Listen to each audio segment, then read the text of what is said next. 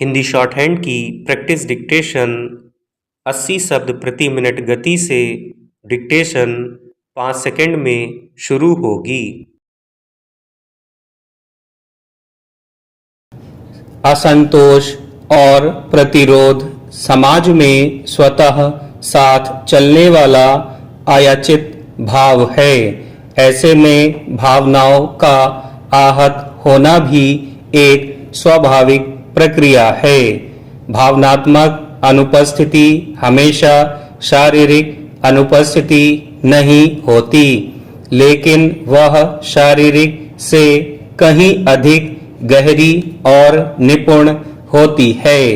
हमारी रोजमर्रा की जिंदगी में कई बार ऐसे क्षण आते हैं जब हम बिना किसी रिश्ते, परिचय या पहचान के भी कुछ दृश्य देखकर भावुक हो जाते हैं।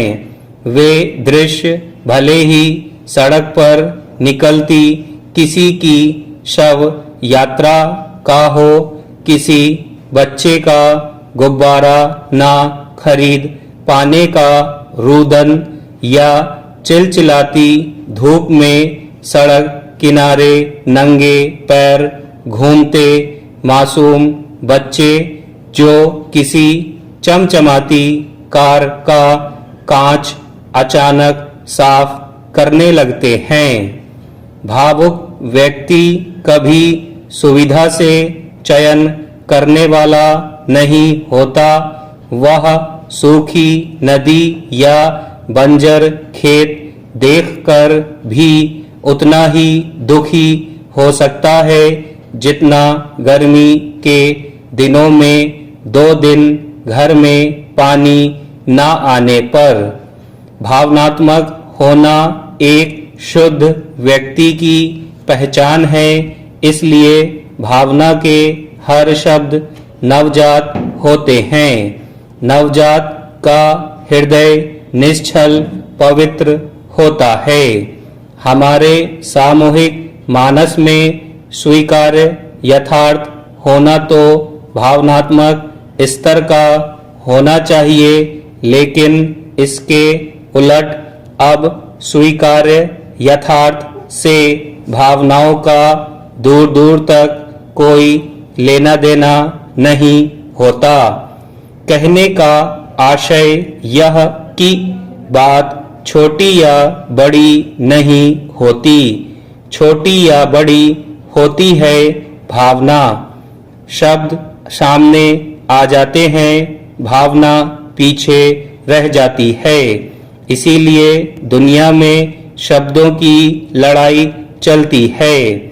याद रखना होगा कि भावना का हर तत्व नवजात है।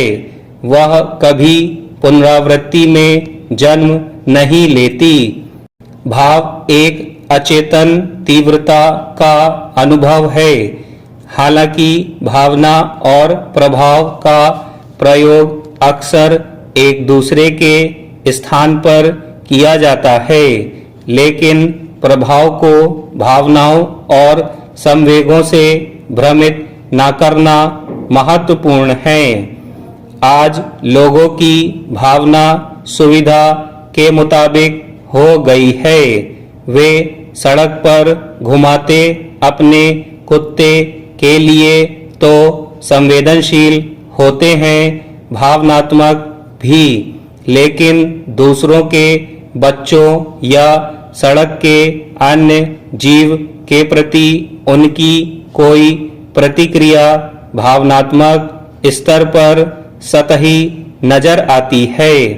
हम बात भावनाओं की कर रहे हैं, लेकिन अब जो शब्द खबरों और बातचीत में गूंजते हैं, बलात्कार, हत्या, जनसंहार, आत्महत्या, भीड़ हत्या, दहेज हत्या, बाल शोषण, मानव तस्करी, आतंकवाद, अपहरण आदि, वे हमारी भावनाओं को कितना आहत करते हैं।